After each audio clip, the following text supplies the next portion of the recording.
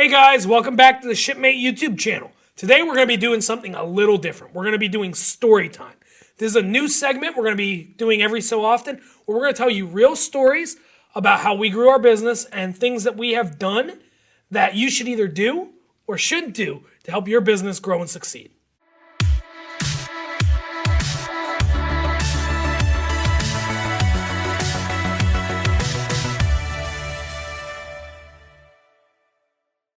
Today we're joined in studio by Brian Antar, who's the CEO of Shipmate Fulfillment.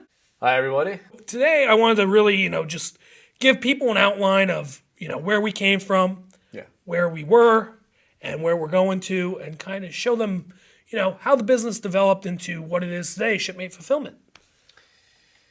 So it goes back some years. So Shipmate Fulfillment is ultimately a family business and a family story. And it started with my dad and his brothers in 1973 with Value Plus, which was a urban retail chain in the Philadelphia area. And over the years, they expanded into New Jersey and Maryland and started importing out of the Far East in the 80s, right when it was brand new. So Value Plus and my dad, they acquired our current facility in 1984. We've been here ever since. And the business became, over the years, about 30 stores or so, and did a lot of wholesale distribution and importing and manufacturing, just sort of touched every single aspect of physical retail and supply chain over many, many years. In 2011, my dad and his brother decided to retire. And a couple years later, we decided to go back into business here in the facility and really focus on importing wholesale distribution to retail chains and go in that direction. But as we know, over the last 10 years or so, retail has changed a lot. More people started buying online. Amazon was growing exponentially. And we really started feeling that effect in the market. Stores weren't buying as often. Credit terms were getting expanded. A whole host of different things that were happening in the retail market. So we started to experiment a bit with e-commerce. And we put a couple items on Amazon through their Vendor Express program, so through their first-party program, which is now Vendor Central. Well, they had two programs, but they cut one. They cut one. Right? Yep. Yeah, exactly. And we started seeing a lot of momentum in that direction and getting fantastic feedback on our products from our end customers. And it's a whole different game when you're actually trying to sell to a retailer or a retail buyer your products rather than the end customer, because the retail buyer has ideas about your product, what it is, maybe the price point is not exactly within that 1 or 2% they're looking for. And they could miss out on an otherwise fantastic product that that's doing a great service to regular people, everyday people. So when we saw this kind of feedback from our end customer, it made us feel very, very good, and it taught us a lot. I mean, we got good feedback and poor feedback. Both of which help us refine some of our manufacturing. So I guess fast forward a little bit, and we decided to transition a lot of the business towards e-commerce. And we started manufacturing our products slightly differently, packaging them slightly differently,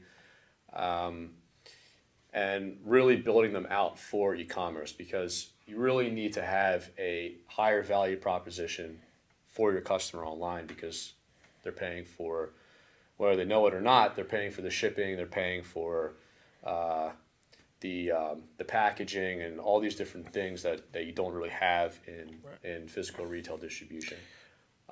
So the value and the packaging and the quantities and these kind of things have to match up for the e-commerce buyer. So we started shifting a lot of our catalog over in that direction. And Bill was extremely important in helping us, making that transition. And he can tell you a little bit more about it.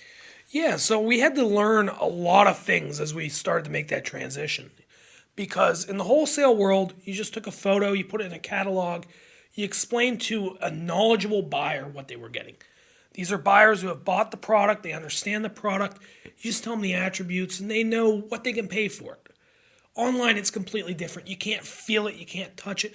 So, what we learned is you have to take a lot more time and effort and put those into photographs. You got to put them into descriptions. You got to put them into designing new products and new ways to offer existing products in ways that increase value for your customer. So, it's a whole nother mindset. And it was something we had to learn as we began the transition. We also had to get better at inventory management. Shifting from a case pack system to an individual unit system was a big transition for us. Because of this, we had to watch our inventory a little closer. We had to make sure we weren't overstocking. We had to make sure we weren't understocking. We had to factor in a whole nother leg of our supply chain that didn't exist before. You know, when you send something out to Amazon, sometimes it takes 3-4 weeks for it to get there. And these were all things we had to learn. These were all things that were not native to us and that we spent the next 2-3 years of our lives learning how to do these things well and perfecting those systems. Yeah, I mean, it was really about refining our logistics. And, with the support of my dad as well, who had many, many, many years in the industry, we had a really great foundation to build upon. We already had a lot of warehouse processes in place in order to tackle these issues. So it was basically, a natural next step for us to move into this. Really quickly, we were able to grab a lot of forward momentum. We were able to grow our catalog from a couple products that we were offering on Amazon to, at one point, we had almost 400 or 500 products going at once, and we were really getting some momentum under us. We were really going full steam ahead. At one point, we were on pace to sell $5 million a year on Amazon, and the business was going really great. Everything was awesome. And then we started to learn about some of those drawbacks with Amazon. We started to learn some lessons that we didn't know we were going to learn. We, had to adapt our business and think about the ways we were conducting business. I'm sure, our viewers know that Amazon has a lot of requirements when you're shipping to their facilities and what their customer wants. So we can't forget that Amazon is their customers. And the way that we like to see Amazon is they are a single customer with many of their own customers. They're just essentially a single retailer. So we had to adapt a lot in understanding on how they operate and how they package and ultimately, how they like to sell. But that can pigeonhole your business. And you can run into, like on our last show, you're talking about, diversification. And how important that is. So diversifying your catalog and diversifying with channels, and we're also diversifying how many retailers you're selling to and your suppliers and, even your carriers, whatever it is, you need to make sure that all your eggs aren't in one basket. So we learned a lot from that experience, and this momentum we saw with only about 5 or 10% of our catalog at the time was tremendous, and it was it moved at lightning speed, and we really had to upgrade our facility to keep up with this demand. So originally, and for many years, our facility was built really just for retail distribution. So doing LTL, FTL, pallet loads, full truck loads, case picks and pallet building and these kind of things. So we had to transition fairly quickly into more of a parcel fulfillment center, e-commerce focused a fulfillment center, and we were doing automated shrink wrapping and kitting and bundling and repacking and parcel fulfillment and doing all those kind of different things that were new to us theoretically, but we were able to implement. So we built out our fulfillment center here to handle parcel, and we started doing it with our own products, and we started selling on the different channels, so Amazon and Walmart, and eBay, and all of these, and we got very, very, very good at handling different types of products. So everything from toothpicks to furniture, liquids, textiles, electronics, appliances. We have over 1,000 different products here in stock at the time. So building out these different systems to handle many, many different types of items, it was a monumental task, and we were able to do it. And we built everything here. We dedicated about 25,000 square feet of our facility just for parcel fulfillment. And here we have about 300,000 square feet in the building. It's 5 floors. Full city block. It's a full city block, yeah. It's a pretty large. Massive. Yeah. I'll have to show you the model sometime. Yeah. It's. Bring the model on. Yeah, even I get lost in here. But it's a state-of-the-art facility. We maintain it. It's been maintained for years, and we're bringing it now to the next generation. So, when did we do that, Bill? Like a couple years, 3 years ago now? 2.5, we started the transition. Yeah. That was when we were just fulfilling our own stuff. We put, So About 2 years ago, we expanded past one room to the second room. That's right. Did more racking, So more maybe bins. about 3 years ago, we built all the equipment, upgraded our software, did all this kind of stuff. So, it's been quite a journey. So, right before we launched our own fulfillment center, and part of this decision actually was to take back control of our items. We were sending them to Amazon. They were doing whatever they wanted with them.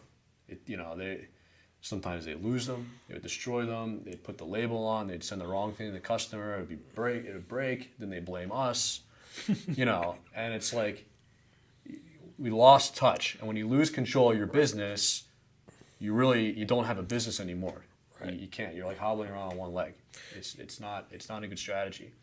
So part of this, the idea of building the fulfillment center was take back control of our products, package them how we want, sell them how we want, put the nice note inside for our customer.